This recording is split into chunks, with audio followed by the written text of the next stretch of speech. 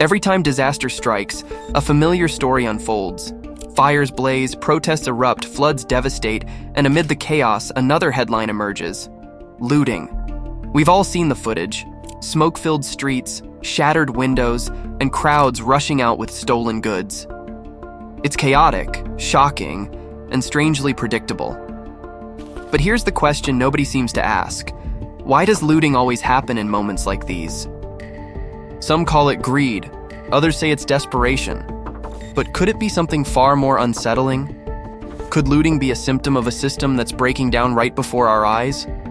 Today, we'll uncover the hidden truth behind looting, why it happens, what it reveals, and the dark patterns no one wants to talk about.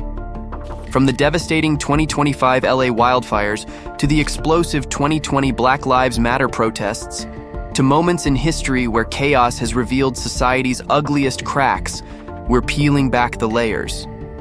And trust me, by the end of this documentary, you might not see looting or the world we live in the same way ever again. Let's get started.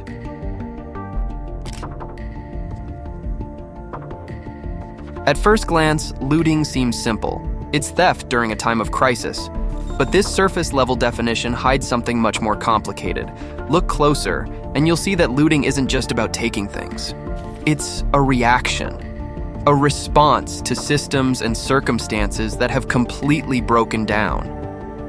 Imagine this: a hurricane floods your town. There's no electricity, no food in the stores, and no sign of help. You haven't eaten in days, and your family is getting weaker. Suddenly, you see an abandoned grocery store. What do you do? For many people, looting isn't about greed. It's about survival.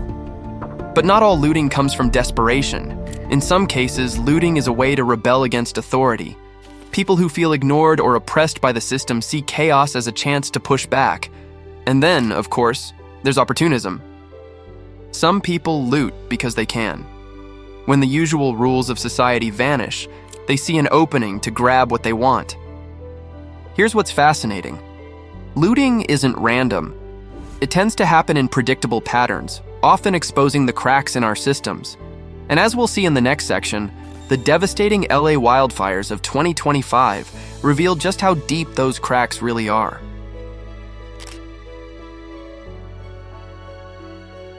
The 2025 LA wildfires were a nightmare, unlike anything California had seen before. Towering flames consumed neighborhoods, leaving thousands homeless. The sky turned orange, ash rained down, and people fled with whatever they could carry.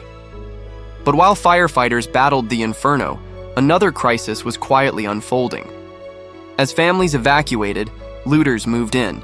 Reports surfaced of homes being stripped bare, electronics and jewelry disappearing, and even personal keepsakes stolen. Grocery stores were emptied, pharmacies were raided, and luxury shops in the heart of Los Angeles were targeted. But the most shocking reports weren't about what was stolen. They were about who was doing the stealing. Some looters claimed they had no choice. They were desperate for food, water, and medicine. Others saw an opportunity to make quick money by reselling stolen goods. But there were also whispers, claims that certain groups were using the fires as cover for organized theft. Could it be that looting during the fires wasn't just chaos, but part of a larger, more calculated scheme? The government's response was swift.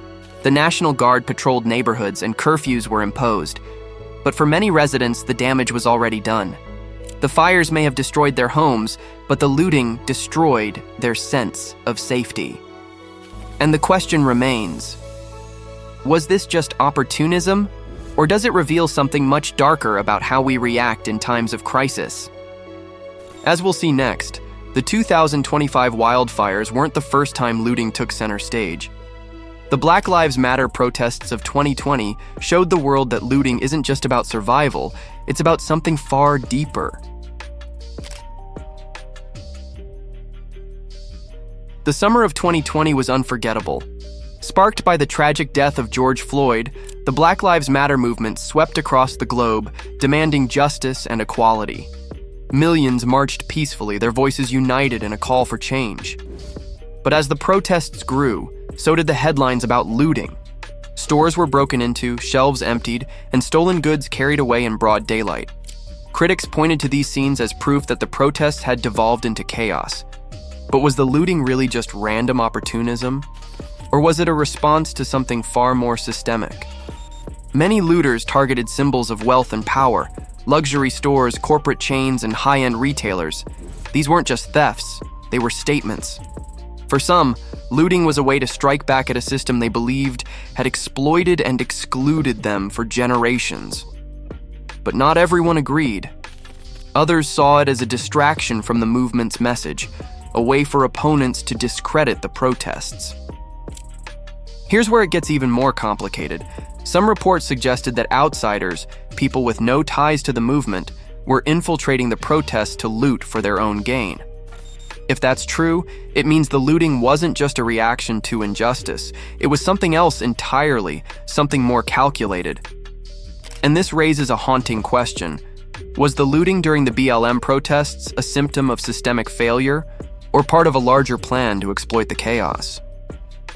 To understand the bigger picture, we need to look back.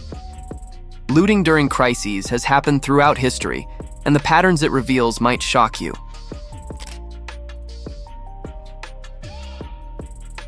Looting is nothing new. It has been a feature of almost every major crisis in history. And when you compare these moments, you start to see a pattern, one that reveals something unsettling about human nature and the systems we live in. Take Hurricane Katrina in 2005. When the storm hit New Orleans, it left devastation in its wake.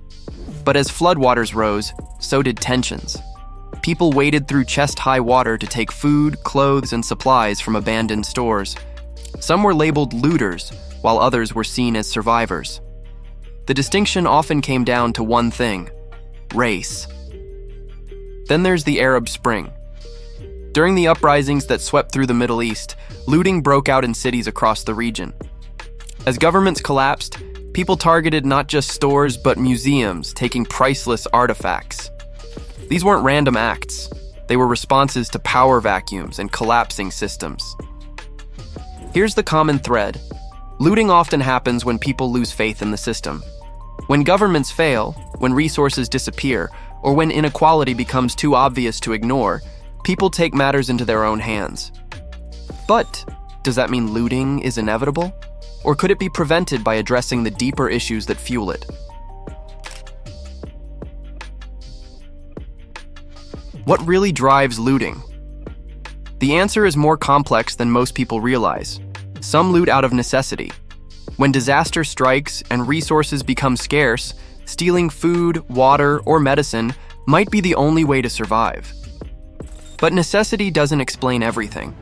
Many people loot as a form of rebellion. They see it as a way to strike back at systems that have ignored or oppressed them. Sociologists call this expressive looting.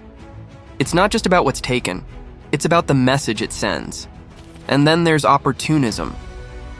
In moments of chaos, some people see a chance to profit. They aren't desperate or angry, they're just taking advantage of the situation. But what if there's more to it than that? Some experts believe that looting isn't just a reaction to crises. It's a warning sign, a signal that the system is failing. Could it be that looting is less about individual choices and more about the cracks in the society we've built? We'll explore that idea in the next section, where we'll ask the hardest question of all: are looters criminals, or are they victims?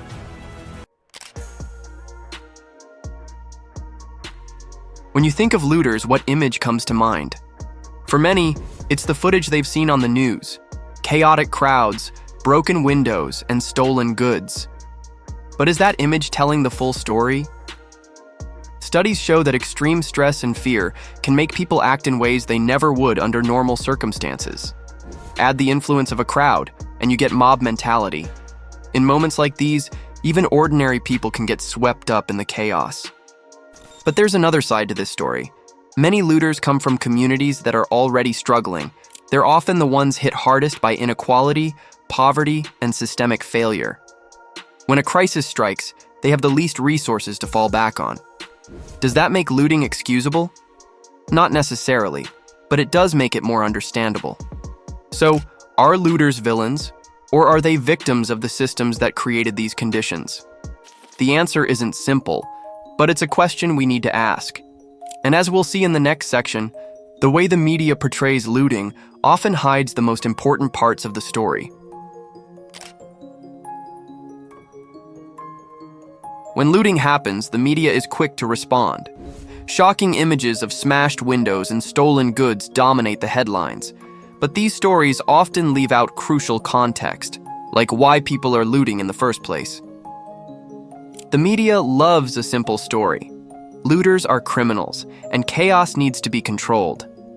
But this narrative ignores the bigger picture. It doesn't show the desperation, inequality, or systemic failures that lead to looting. Instead, it focuses on punishment, not prevention. This kind of coverage shapes how we see looters and how governments respond. Instead of addressing the root causes, they impose curfews, increase police presence, and crack down on communities already in crisis. But if we really want to stop looting, we need to look beyond the headlines and ask, what's the real story here? Looting isn't just about theft. It's a symptom of deeper problems, a sign that something in our society is broken. It forces us to confront uncomfortable truths about inequality, poverty, and the systems we rely on. So the next time you see images of looting, ask yourself, what's really happening here? Are these people criminals, or are they exposing the cracks in a system that's already falling apart? Let us know your thoughts in the comments. And remember, the most important questions are often the hardest to ask. Subscribe to see more interesting videos.